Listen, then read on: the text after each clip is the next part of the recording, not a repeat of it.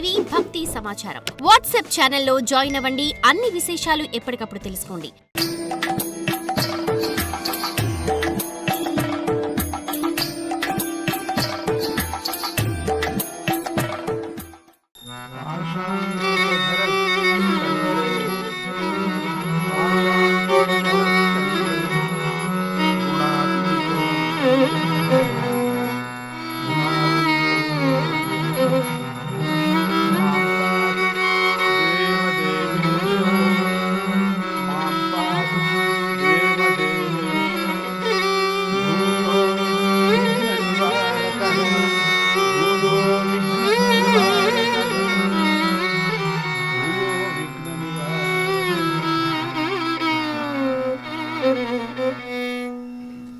మనం ఈ రోజు నుండి భాగవత భక్తుల కథలను చెప్పుకోబోతున్నాం. భాగవత అంటేనే భక్తుడు అని అర్థం. వ్యాస మహర్షి అంతటి వాడికే భాగవత మహాపురాణాన్ని రచించటం వల్ల మనశ్శాంతి లభించిందని చరిత్ర చెబుతూ ఉండగా సాధారణమైన మనుషులకు కూడా భాగవతం ఎంతెంతగా ఉపయోగపడుతుందో వేరుగా చెప్పవలసిన పని. భాగవత అనే పదానికి భగవతి భక్త అని నిర్వచనం. అంటే భగవంతుడి విషయంలో భక్తిభావం కలిగిన వాడు అని అర్థం. నిజానికి ఆస్తికులందరూ కూడా భాగవతులే. కానీ భాగవత అనే పదం వినగానే మనకు విశేషంగా కొందరు భక్తులు చెప్తూ ఉంటారు, గుర్తుకొస్తూ ఉంటారు. ఎందుకు అలా అంటే ప్రాణులందరూ తమ ప్రాణాలను అమితంగా ప్రేమిస్తారు. ప్రాణం నిలుపుకోవటానికి ఏదైనా చేస్తూ ఉంటారు. కానీ కొన్ని సందర్భాల్లో ప్రాణము అల్పాయుష్గా ఉండవచ్చు. అల్పాయుష్లో సమయంలోనే కూడా భగవంతుణ్ణి తలుచుకోకపోవచ్చు. ఇక పూర్ణాయస్సు 100 సంవత్సరాలు నిండినప్పటికి కూడా భగవంతుణ్ణి తలుచుకోకపోవచ్చు. తలచరు. వాళ్ళిద్దరూ కూడా దురాదృష్టవంతులు. అల్పాయుష్లో ఉండినటువంటి వాళ్ళు భగవంతుణ్ణి తలిచారంటే ఇంకంతకన్నా భాగ్యం లేదు. ఇక పూర్ణమైనటువంటి ఆయస్సు ఉండేవాళ్ళు కూడా తలిచారంటే అంతకన్నా మహా తపస్సులు ఎవరు ప్రపంచంలో లేరు అని చెప్పవచ్చు. అందుకని ఈ ప్రాణం మీద చాలా ఇష్టపడతారు జనం. దానికోసం ఏమైనా చేస్తారు. ఇది అందరికీ తెలిసినటువంటి విషయమే, మనం అనుభవంలో ఉన్నటువంటి విషయమే. భాగవతోత్తములైనటువంటి కొందరు మహాత్ములు భగవంతుడిని తమ ప్రాణాల కన్నా ఎక్కువగా ప్రేమించారు. అది భగవతత్వం యొక్క విశేషం. అటువంటి వారు పరమ భాగవతులయ్యారు.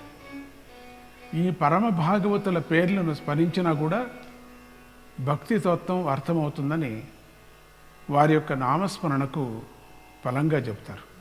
భాగవతంలో అత్యంత ప్రధానమైనటువంటి భక్తుల్లో ప్రహ్లాద, నారద, పరాశర, పుండరీక. ప్రహ్లాద, నారద, పరాశర, పుండరీక. వ్యాసాంబరీష, శుక, శౌనక, భీష్మదాల్బ్యాన్. వ్యాసాంబరీష, శుక, శౌనక, భీష్మదాల్బ్యాన్. రుక్మాంగదార్జున, వశిష్ఠ, విభీషణాదీన్. రుక్మాంగదార్జున, వశిష్ఠ, విభీషణాదీన్. పుణ్యానిమాన్ పరమ భాగవతాన్ స్మరామి. పుణ్యానిమాన్ పరమ భాగవతాన్ స్మరామి. విన్నారు కదా ఈ శ్లోకం. ఈ శ్లోకంలోని వారందరూ కూడా భక్తికి పరాకాష్ఠగా నిలిచి భగవంతుడి దర్శనాన్ని పొందిన వారే వీళ్ళంతా కూడా.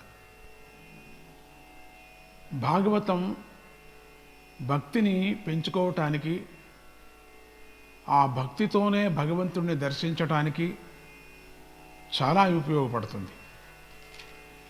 భాగవతంలో భగవంతుడికి సంబంధించిన అన్ని విషయాలు కూడా ఉన్నాయి.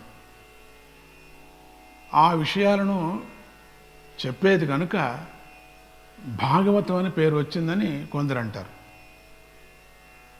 భక్తుల విషయాలను కూడా వారు చేసిన సాధనను చెప్పుకోవటం వల్ల చదివే వారిలోనూ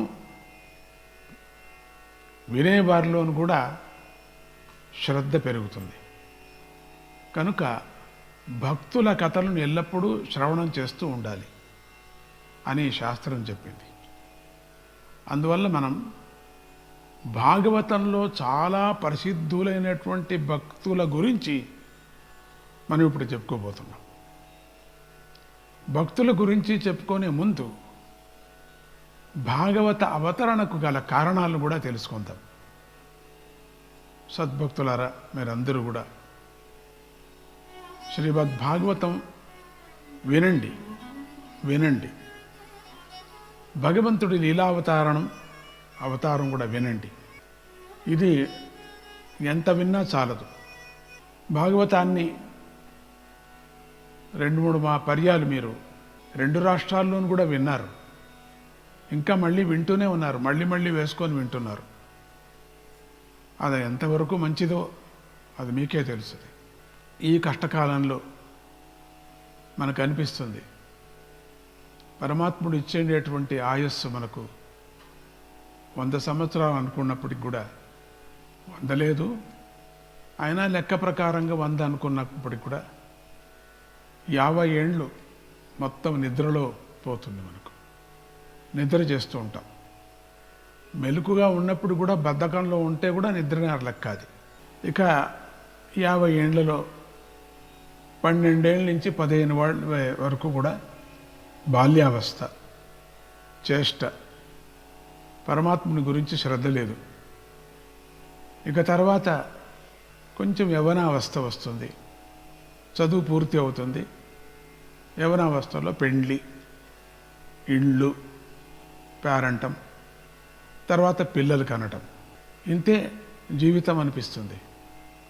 తర్వాత అక్కడి నుంచి 15 సంవత్సరాలు వృద్ధాప్యం. ఈ వృద్ధాప్యం చాలా కష్టమైనటువంటి వృద్ధాప్యాశ్రమం, చాలా కష్టమైంది అది. బాల్యావస్థ ఎట్లనో అయిపోతుంది, మరి యువకావస్థ కూడా అయిపోతుంది, గృహస్థాశ్రమం అయిపోతుంది. ఈ వృద్ధాప్యం ఉందే చాలా కష్టమైనటువంటిది. ఇప్పుడు 40 ఏండ్లకే వృద్ధుల్లాగా కనపడుతూ ఉంటారు. వాళ్ళ యొక్క ఆహారంలో కానీ వాళ్ళ యొక్క చేష్టల్లో, అంటే ఇంగ్లీష్లో బిహేవియర్, వాళ్ళ యొక్క ప్రవృత్తి బాగలేకపోవటం, చెడు గుణాలకి లోనవటం, డబ్బే ప్రధానం అనుకోవటం, ఇంకొకటికి మోసం చేయటం, అబద్ధాలు ఆడటం, దీంతో కాలహరణ చేస్తూ ఇక పిల్లలు కనటం. అంతే. 2 ఆడపిల్లలు పుడితే 3వది మగవాడే అని మగపిల్లకాయే. 3వది మగపిల్లకి పుడితే మళ్ళీ ఇంకా 2 ఇంకొకటి ఉంటే ఒకటి అమెరికాకు పంపించవచ్చు, ఒకటి ఇక్కడ పెట్టుకోవచ్చు, ఇంకొకటి కనటం ఒకటే అయిపోయింది. ఆ కనే ఇల్లాలు ఒక కని ఒక పశువులాగా తయారవుతుందేమో ఒక్కో పర్యం అనిపిస్తుంది. కామం ఒక్కటే ప్రధానంగా పెట్టుకున్నాం మనం ఇంట్లో. ఇక తర్వాత డబ్బు కోసం అబద్ధాలు, అంత కామమే ప్రధానం. ఇవి అయిన తర్వాత ఏమవుతుంది, తొందరగా వృద్ధాప్యం వచ్చేస్తుంది. చాలామందికి 40 ఏండ్లకే వృద్ధుల్లాగా కనపడుతూ ఉంటారు. 40-45 ఏండ్లకే ఏమిటో ఒక మాదిరిగా ఉంటారు. 50 ఏండ్లకే పళ్ళు కూడా రాలిపోతాయి. అంటే వాళ్ళలో ఒక 3 గుణాలతో సంబంధించినటువంటి సత్వగుణాన్ని అభివృద్ధి లేక తమో రజస్ గుణాలతో బ్రహ్మచార్యాన్ని పాడు చేసుకొని వీర్య నష్టం చేసుకొని వాళ్ళలో అన్ని చేష్టలు ఉడికిపోతాయి. ఇక సంసారం బరువు అవుతుంది. తెలియకోకుండా కనీసం 4-5 పిల్లల్ని ఇప్పుడు మళ్ళీ మనకు బరువు అవుతుంది. పరమాత్ముడిని దూషించటం కానీ భజించటం లేదు. ఇక ఇది వృద్ధాప్యం యొక్క స్థితి. ఏం పరమాత్ముడు ఏం రాసి పెట్టాడా మనకు? కాంట్రాక్టరా? మనం ఏ పని చేసినప్పటికి కూడా కొంత శ్రమ వహిస్తేనే ఆ శ్రమకు ఫలితం ఉంటుంది కదా. లేకపోతే ఊరూరికే ఒక చెట్టు వేసి దానికి నీళ్లు లేకపోతే, మంచి ఎరువు వ్యవసాయం లేకపోతే ఆ చెట్టు పెద్దదయ్యేది ఎప్పుడు? మరి మనకు ఫలాలు ఇచ్చేది ఎప్పుడు? అది చూడండి. అందుకని పరమాత్ముడిని నువ్వు భజించకపోతే నిన్నెవరు రక్షిస్తారు? రక్షించడు. భజించిన వాళ్ళకే రక్షించడు, ఇంకా ఏదీ లేని వాళ్ళకి ఎట్లా రక్షిస్తాడండి? రక్షించడు.